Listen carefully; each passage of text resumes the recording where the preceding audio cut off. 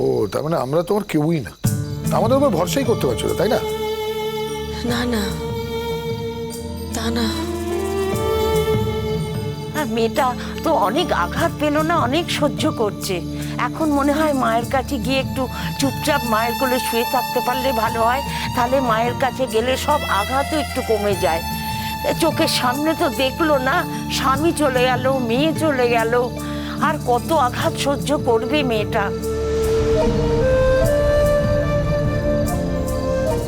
তা বড় ছেলে বড় বউ তো ডাক্তার, তারা কোথায়? তারা ওই বোনের পার্টিতেই গেছে।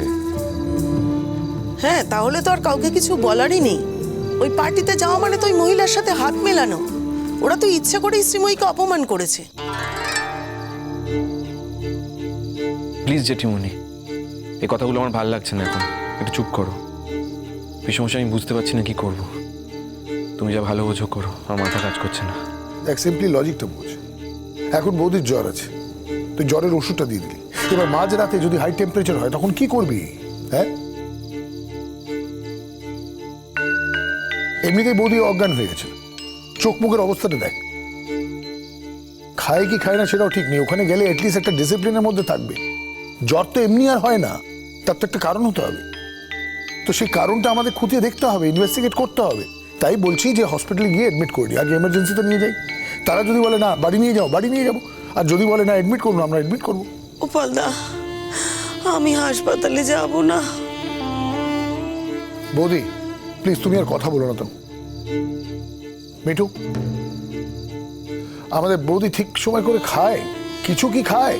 হ্যাঁ, আগে তো বৌদি আমাদের সবাইকে খেতে দিয়ে তারপরে নিজে খেত, তার আগে কিছুতেই খেতে চাইতো না। আর এখন তো আমাদেরকে খেতে দেয়, কিন্তু বৌদি কখন খায় সেটা তো আমরা কেউ।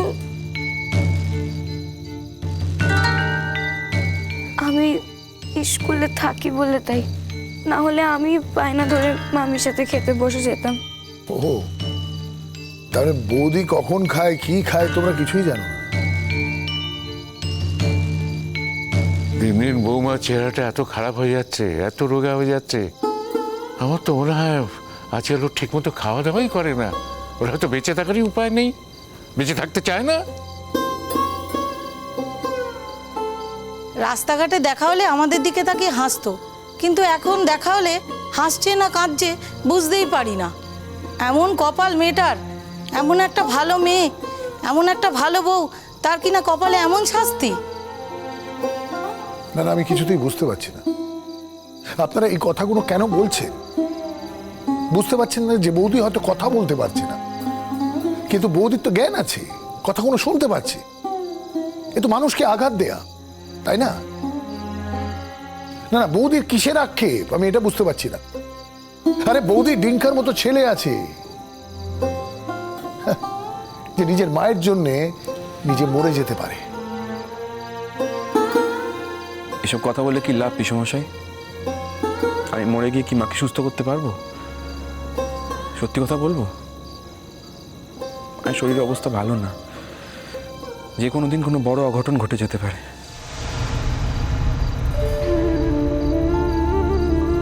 তুমি বললে বলে মায়ের মুখটা আজকে ভালো করে খেয়াল করলাম। এত যত্ন করে তো কখনো মায়ের মুখটা খেয়াল করি না, কেন আমার মনে হয় এই বাড়িতে কেউই করে না।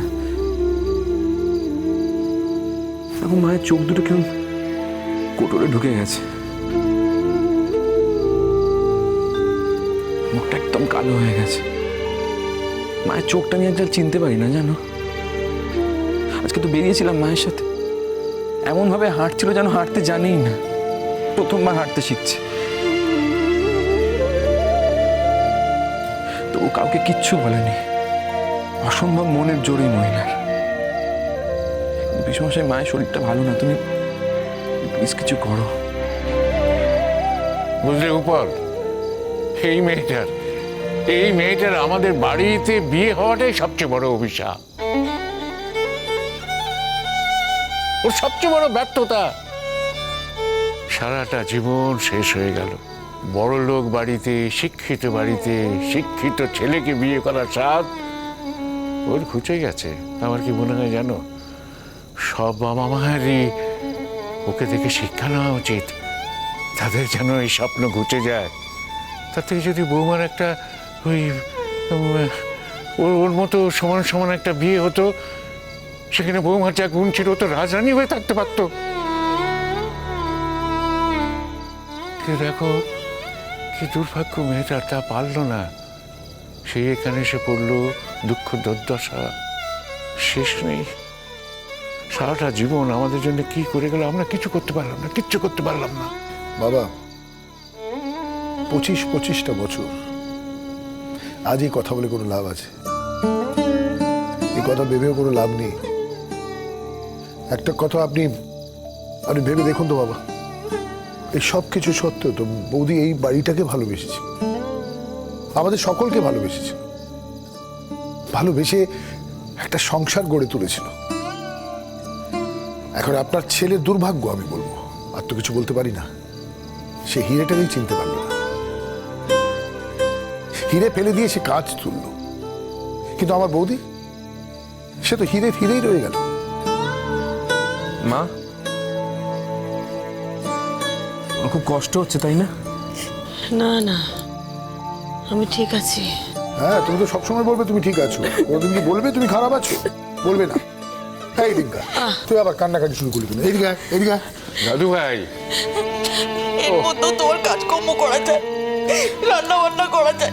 কতবার বলেছি শরীরটা ভালো নেই, একটু বিশ্রাম নাও, আমার কথা শোনেনি। তো মিঠুকে তো তুমি ভরসাই করো না। আমি তো দি, তুমি চুপ করো না। ওরা সবাই এসছে, ওদের একটু চা করে দাও। না না শ্রীময়ী, তোমাকে দেখতে এসে আমরা এখন চা খেতে পারি? তোমার এই অবস্থা, এর আগে তো অনেকবার এসেছি, তুমি চা খাইয়েছো, কত কি হাতে রান্না করে খাইয়েছো, হ্যাঁ সব তো, কিন্তু আমাদের তুমি কিচ্ছু করতে দাওনি। আমাদের বাড়িতে নিয়ে গেছি, দুদণ্ড বসওনি, বলেছো শ্বশুরকে চা দিতে হবে, তারপরে শাশুড়ির পায়ে তেল মালিশ করতে হবে, এই বলে তুমি চলে এসছো। এই সংসারের জন্য তুমি কত কি করলে বলো তো, তার কি এই প্রতিদান পেলে তুমি?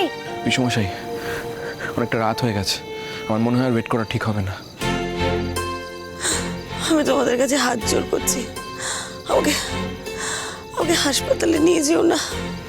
তুমি যখন যেটা বলেছো বৌদি, আমি সবটা শুনেছি। আজ কিন্তু আর শুনবো না, শুধু বলবো। ভাই, আপনারা আমাদের একটু হেল্প করতে পারবেন? কি করতে হবে বলুন? কি উপর হাসপাতালে নিয়ে যাবে? আর তো কোনো উপায় নেই বাবা, নিয়ে যেতেই হবে। বৌদির চোখ মুখের অবস্থা দেখুন না। আর এমনি তো আমি তো বললাম ওখানে এমার্জেন্সিতে নিয়ে যাবো, ডাক্তাররা চেক আপ করবে, যদি বলে যে না সিম্পল জ্বর, তাহলে বাড়ি নিয়ে চলে আসবো। আর যদি বলে এডমিট করতে হবে, তখন তো এডমিট করতেই হবে বাবা। আমি হাসপাতালে যাব না গোপালদা। বৌদি, আমি তোমাকে বারবার বলছি তুমি চুপ করে থাকো। বৌদি, ও বৌদি, জামাইবাবু যা বলছে সে তো তোমার ভালোর জন্যই বলছে গো। তুমি কিচ্ছু চিন্তা করো না, তোমার সংসার যেমন আছে তেমনটিই থাকবে।